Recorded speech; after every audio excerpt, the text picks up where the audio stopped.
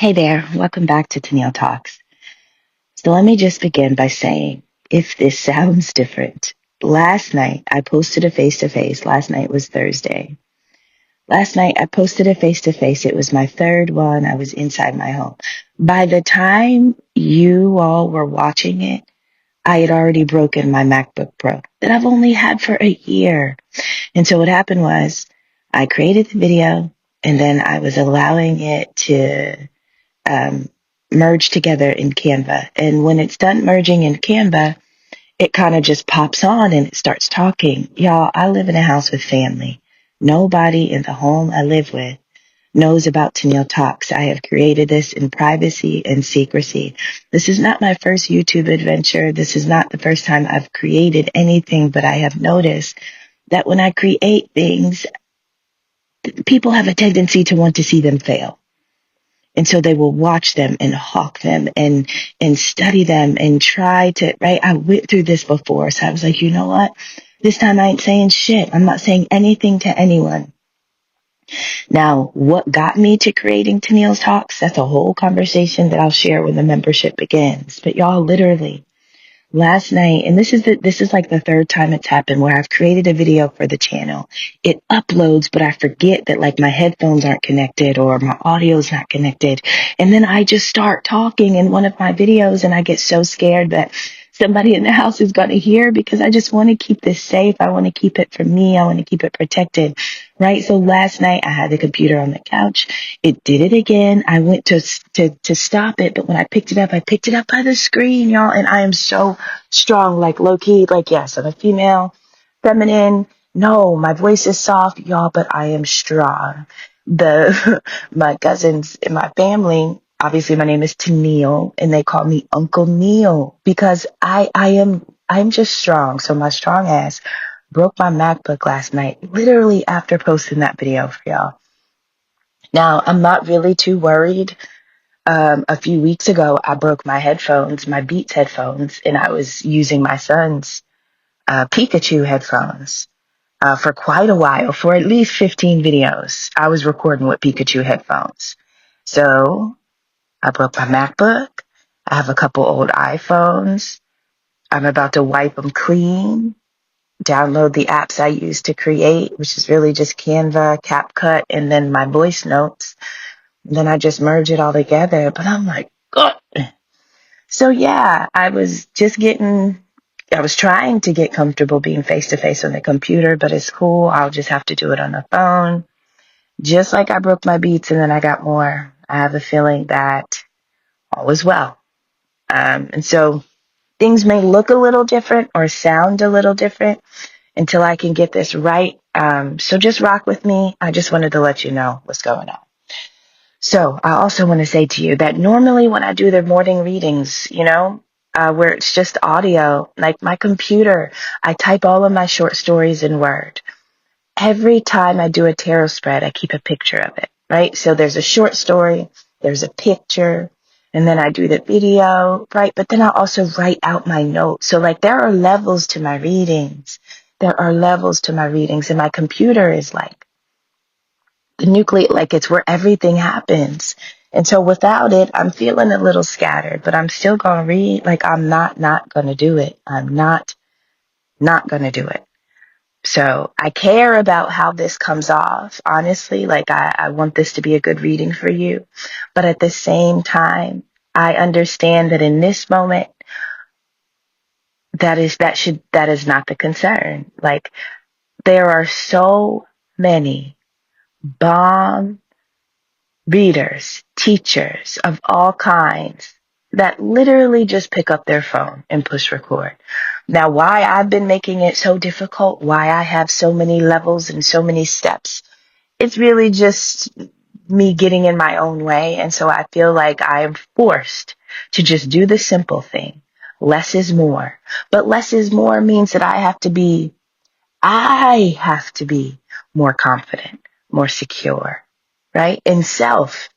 Less is more. I do more sometimes because I'm not confident in myself. So I do more because I feel like, well, if I do more, it will be more. Right. And so all of the levels of creating the readings, I loved it though. I'm not knocking my system, but I'm recognizing I know what time it is. And yeah, I low key cried for a hot second last night. And then I was like, all right, cool. It is what it is. So rock with me. This is what's happening now. Okay. So I went ahead and I pulled cards, and I'm just going to read them as I normally would do, but I'm missing a few steps, obviously. All right. So in the center of the reading, I have the energy of a curse. I want you to imagine that a curse is a curse is essentially somebody wanting you to catch a cold. Imagine there's somebody sick and they don't want to be sick by themselves. And so they send you something hoping that you can be sick with them. Maybe their money is sick, so they don't want your money is sick. Maybe their love life is sick and they want your love life to be sick, right? So a curse can be anything spoken, anything written, but it's really just an energy of sickness set towards you, hoping that you too will get sick like the sender. Now, not everybody who sends the curse is the sender. Some people that send a curse are just paid to send the curse. I call them fools. To send a curse or to do a curse on behalf of another. I think everybody needs to carry their own work. Everybody needs to move their own weight. I'm going to leave that right there. So this is the energy of somebody cursing, sending a curse, hoping another gets sick. The person that they wanted to get sick was a warrior.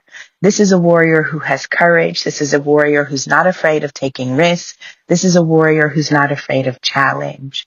And so this curse was essentially supposed to make this warrior become some type of timid beast, right? So imagine having a beast, but then you give it something to eat and all of a sudden it's docile, it's timid. It forgot it had muscles. It forgot it had claws. It forgot about its teeth. Right? So imagine that this is the curse of a warrior, and somebody wants to curse a warrior so that the warrior forgets how strong they are. So this is a warrior who has courage, but the courage, once the curse hits, turns to anxiety. Instead of this warrior wanting to take on new challenges, now this warrior is stuck because they don't know how to overcome fears. And so this is changing a warrior into somebody who was full of phobias. So you take all the passion, the bravery, the courage, take all of that power and that force, right? This is like taking a lion and turning it into a mouse, but not physically, spiritually attaching a sickness to the spirit of the warrior so that the warrior has forgotten their strength, their power, their force. Now, the idea is that once the warrior is cursed, they won't be able to take care of themselves. I have the energy of self-care. The way you care for yourself, there are two ways you care for yourself. Obviously, there are more than 2 ways, but it's by the people and it's by the things that you do. The people that you have in your life are going to reflect the level of care that you have for yourself. The projects, the activities, the tasks that you accomplish in your life are going to reflect how you care for yourself. And so imagine that in order to attack, in order to curse and to weaken a warrior, they attack your relationships and they attack your projects, the things you're working on. They attack the battles. They attack, you know what I mean? The things that the warrior needs to be a warrior.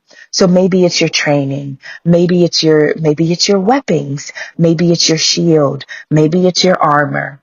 So whatever you work on to make you the warrior that you are, and whatever supportive connections you have with other warriors, these are the things that are going to be cursed. These will be cursed because the idea is that you feel like you are confined. This is like you living in your own life, but being a prisoner inside your body because you don't have access to your energy to be a warrior. You know, you're in a warrior's body, but you're living like a mouse. You're living like a coward, not because you are, but because a sickness was sent to you. A sickness was sent and it attached to you in order to get you to believe that you weren't this lion, you were just a mere mouse, right? And so this curse was to confine you, to make you feel unfree, to make you feel captive. But the part of you that was supposed to feel bound, captive, and unfree, that's your inner child. That's that dog, that fighter that's not afraid of anything, that doesn't think about the outcome. They're just ready to go. All you gotta do is call them and they're there. Like every warrior has a dog in them, a dog that recognizes that it's time to fight. The only place I need to be right now is on the front lines, and I'm on my way. That is the part that they want to curse. They want to turn that dog, you know, into something meek and mild and timid and fearful. That is the part of you that was put in a prison. That is the part of you that was put in a cage. It is the fire, the fighter, the warrior spirit, right? The part of you that they can't contend with. There's no warrior out there that has the spirit, right? Or else they send that warrior to you to get you to submit, to get you to succumb, right? But that person isn't out there. There's no match for this type of energy, right? So the only thing they know to do is to curse it, to make it sick, to bind it to something weak in order to drain it, in order to pull from it, in order to weaken the power and the potential of you as the warrior that you are. And so when your self-care is attacked, the idea is you don't have anything to do, you don't have anything to love, and you don't have anything to hope for. Listen to this. Happiness requires something to do, something to love, and something to hope for. Every curse, every sickness sent to this specific warrior who was supposed to be confined and held captive, you weren't supposed to ever explore or travel or have a true passion, finding like-minded connections, finding soul tribes and friendships, people to celebrate, people to be happy with. These are the types of things that were attacked. And so now you've got this anxiety. Now you've got this phobia about exploring new people, new places, new things, about traveling, right? Listen, happiness requires something. If you're going to be happy, there's 3 levels to happiness. You got to do something, you got to love something, and you got to hope for something. Well, when you're cursed, when you're sick, you don't have the strength to do what you love, right? You don't know what to do because you don't have the energy inside of you. You don't have the passion. You don't have the zeal. You don't have it. Why? Because instead of the courage, your courage has been cursed. And now all you carry is anxiety, right? This is the goal. This is the goal of the curse. This is an evil curse. This is a curse that was meant to harm. This is a curse that was meant to damage, to stifle, to stop, to poison, right? A warrior that is overcome with anxiety is no longer a warrior. Anxiety is when, here's the thing. The part of you that's ready to fight, the dog in you that makes you a great warrior, all of a sudden when you become anxious, it's like, there's a battle. Do I have my weapons? Do I know how to fight? Can I do this? Is this something right? Now, all of a sudden, you don't even know. You're questioning your armor. You're questioning your shield. You're questioning your sword and your axe. Now you're looking to your left and your right and you're like, are these connections really supportive? Like, do I have soldiers and riders with me? Can I do that? Right now, everything that you are fighting for, all of a sudden it becomes a question. It becomes a fear. And I want you to know that fear is just a sickness that you overcome. There are going to be wars. But who gives a fuck about a war if you're a warrior? You understand? And so at one point, there was a version of you that was scared of nothing, that had no fear to overcome, that really held no anxiety or no true phobia. Anxiety is believing that something bad is going to happen, whether it is or it isn't. This is just anticipating the worst, right? And one of the reasons why you anticipate the worst is Because when the worst comes, you feel like you're not going to have any control over it. You feel like you're going to be just a victim. So you don't want to step out there. You don't want to do things. You don't want to try new things. You don't want to hope for new things. You don't want to love new things because the fear and the anxiety is so damn thick. It is so thick. Y'all, this is the sickness. That ain't you. You're a damn warrior. This is the sickness. To curse the connections and to curse the dog in you, the fighter in you. Y'all, I was explaining the other day to a friend that I had, my third year teaching out of college. I was the teacher of the year. I was teaching in North Carolina, and I had a principal who I loved, and it was very clear that she loved me. And quite often, I was a lead teacher, so each teacher from each grade level goes to meet with the principal, whatever is discussed, then we take it back to the rest of our teaching teams. And so one time she explained to me that I remind her of a coon dog. Now, this is a white woman. I'm in the South. I'm a black woman. I understood her spirit. I didn't take it as maybe others may have. So if you're hearing this and you feel some kind of way about it, understand that I felt her heart. I felt her spirit. She's from the mountains of Georgia. We were locked in. I understood what she was saying. And so I do want to let you know that I was the only black teacher at that school. Okay. So this is just putting things into perspective. I loved her. She loved me. So she says to me, you're like a coon dog. You know them old coon dogs that you take to the Georgia mountains and you go hunting. You put them coon dogs you put them dogs in them cages, and them dogs, they smell what's around them. And as soon as you open that cage, that dog gonna go and it's gonna hunt, and it's not gonna come back until he gets what he wants. And so she's describing this to me and she's calling me a coon dog, right? But I get it. I understand. She's talking about the dog in me, the warrior. I'm a kindergarten teacher with 5-year-olds, but she's calling me a hunter. She's telling me there's something inside of me, right? Where all I got to do is smell it. All I got to do is pick up the scent and I'm going for it. Y'all, it is the coon dog in the warrior that the sick person wants to make sick, that the sick person wants to weaken. The strength in you, the strongest part in you that another can't duplicate, oftentimes is going to be what they want to attack, which is why I keep a lot of my shit secret, because I really don't trust people. I love people, but I can't stand people at the same time. And I'm saying that in a very true, like, I'm being honest. I love people, but I don't like people. I don't like them. Okay. So I recognize the importance of boundaries. So this is a reading about a warrior who got sick. A warrior got sick with a curse. The curse was to attack the dog, the fighting spirit of the warrior, so that this warrior became full of phobias and anxieties. This evil that was sent to the warrior, it was supposed to harm them so much so that happiness would forever be out of reach. They'd never have anything to do that they felt happy about. They'd never have anything to love that they felt happy about. They'd never have something to hope for. So what is the point of going to war? What is the point of going to battle if you don't got something to love or hope for, right? Who are you fighting for? Happiness is a fight. Every day you get up and when you do what you love, when you do what makes you happy, what are you fighting for? You are fighting to exist in a frequency. You are fighting whatever curse, whatever evil has been sent to you.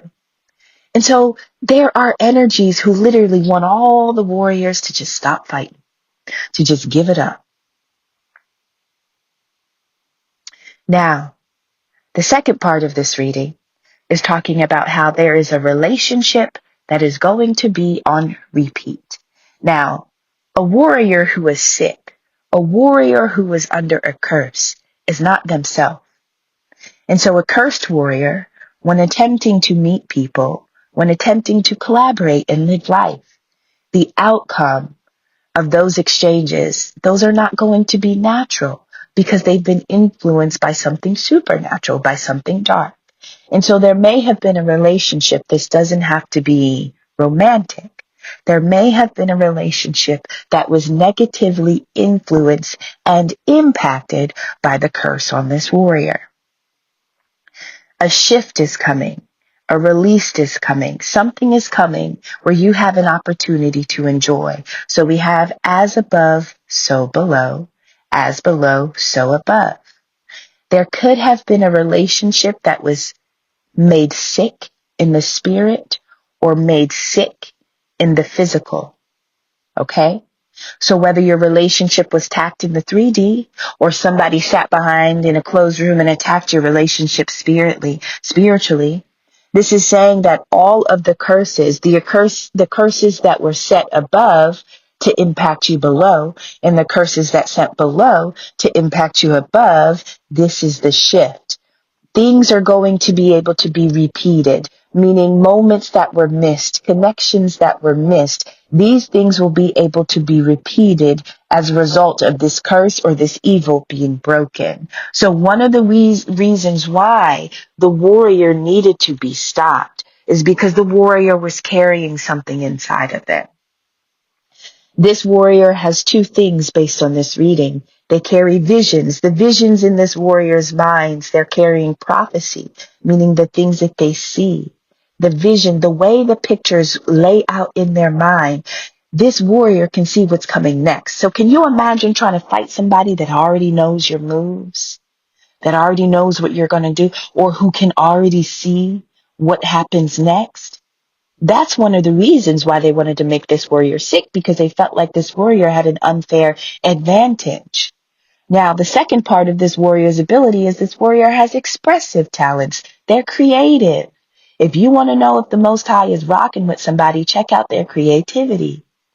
Creativity is something that comes beyond the earth. Everything on earth is just working in a mathematical system and a formula.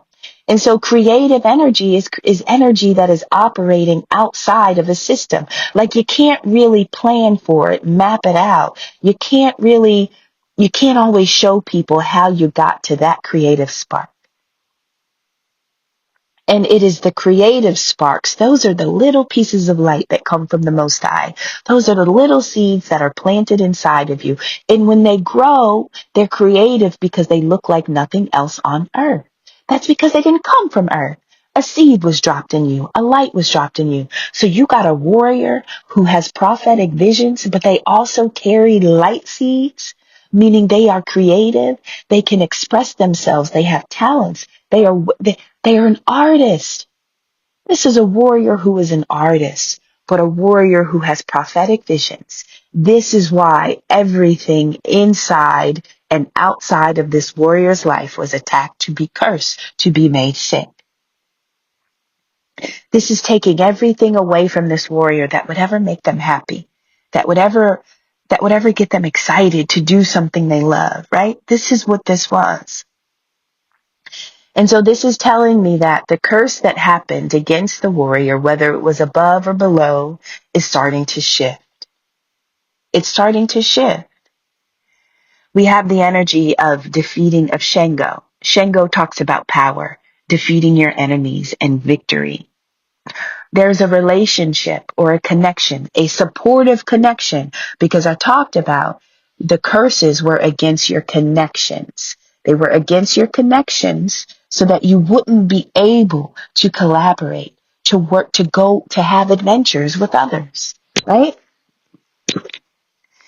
And so if the law of correspondence is saying that your enemies have been defeated and you can count on a victory, it is also saying that there was a significant relationship that was impacted by you, the warrior, being cursed. Now that the enemies have been defeated above and below, you literally have the energy of luck and the Fool card. This is living in the same body, living in the same life, but getting a second chance, getting a clean slate, being able to do it all over again. This is the reward. You ain't sick no more. You are not sick anymore.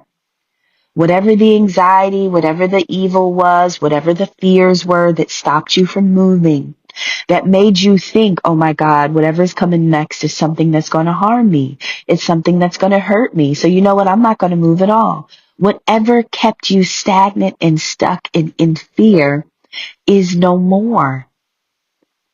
It's no more. But do you know it's no more? Can you feel it's no more? The law of correspondence says, listen, you are about to be able to take a leap of faith fearlessly. You don't have much, but what you do have is luck. What you do have is fortune, and what you do have is reward.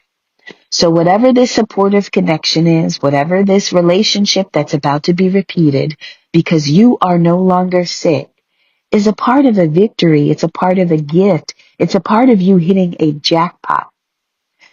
Y'all know, like the lottery, when you win the lottery, there may be a person who is going to almost appear as your lottery. It's like winning the lottery. But it's because you're no longer captive. You're no longer bound to an energy that was sucking away your warrior juice, your warrior status.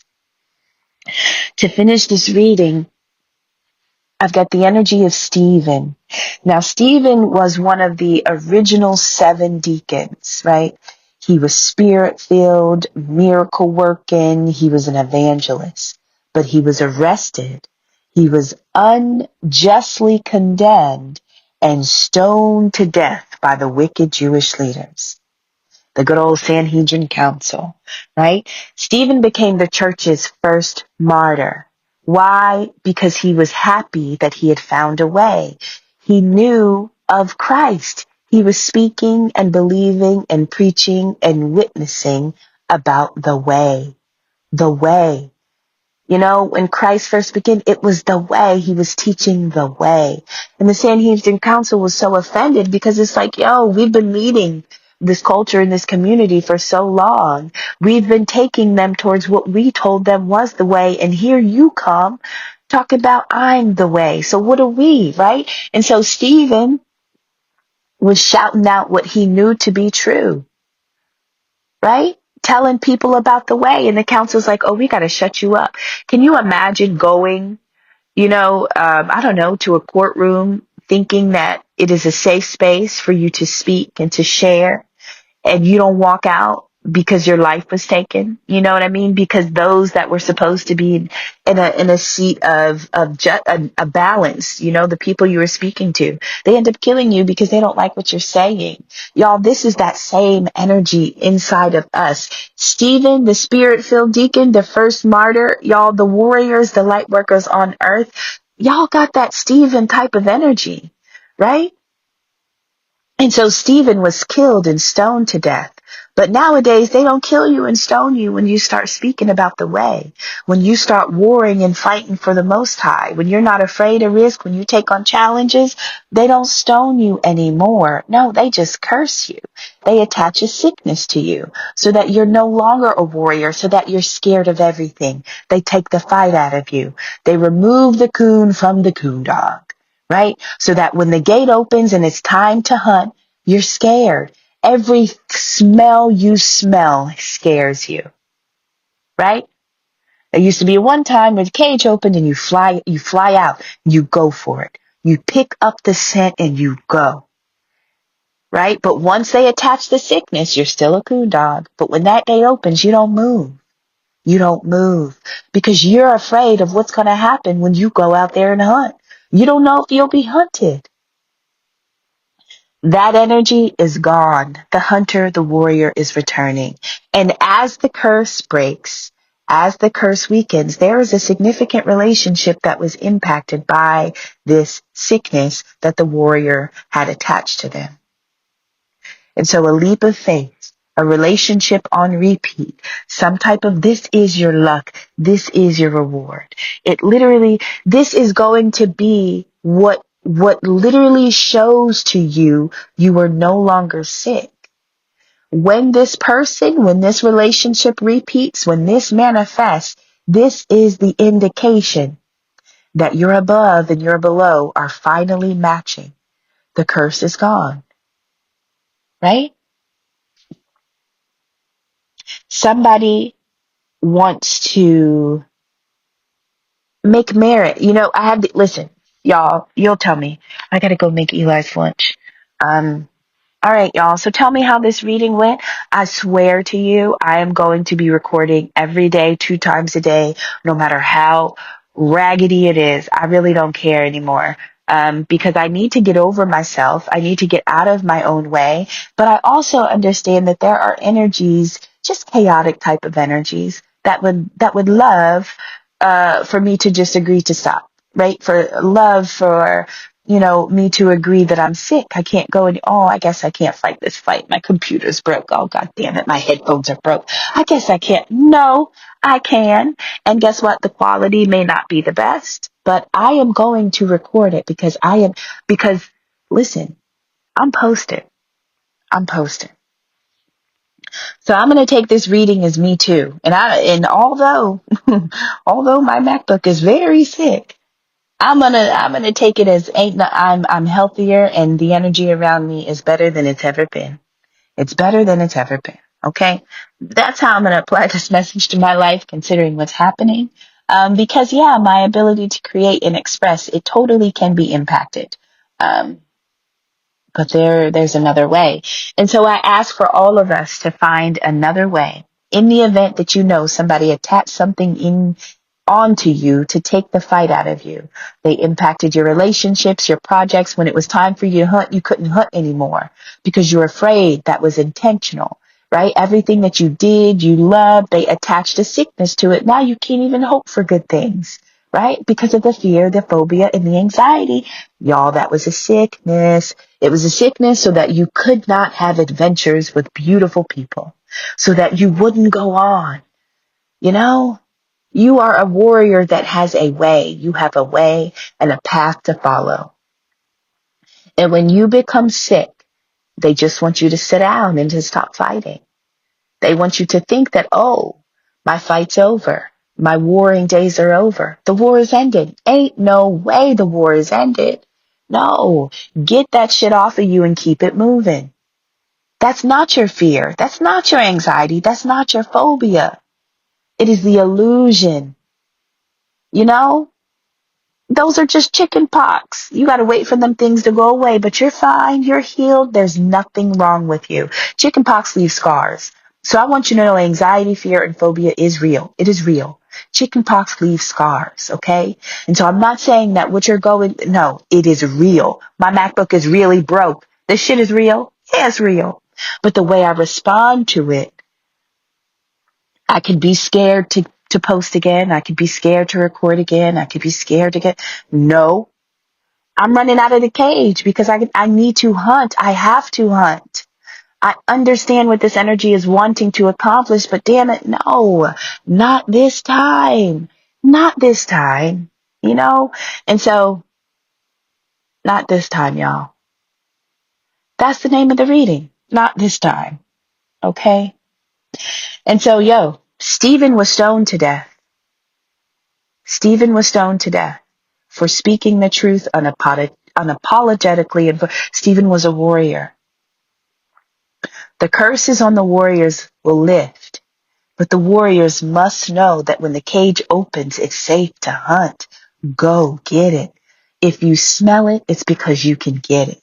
Don't smell it and be scared of it. You know what I mean? That's me and YouTube. I smell growth. I'm like, oh God, people are watching, people are writing, people are listening. Now I'm scared. All right, let me stop. Let me pull back. No, that's the curse. That's the sickness on the coon dog. When the cage door opens, hunt. So whatever your hunt is, whatever you are smelling for that you know you're wanting, you better go get that shit. And there will be a significant supportive connection that is going to come back. This is going to be physical proof that the curse is over, that you are unclean. You might got some scars, but them chicken pox aren't active anymore. All right, y'all, for real. I love y'all. I gotta go, but I'll see you later. Bye.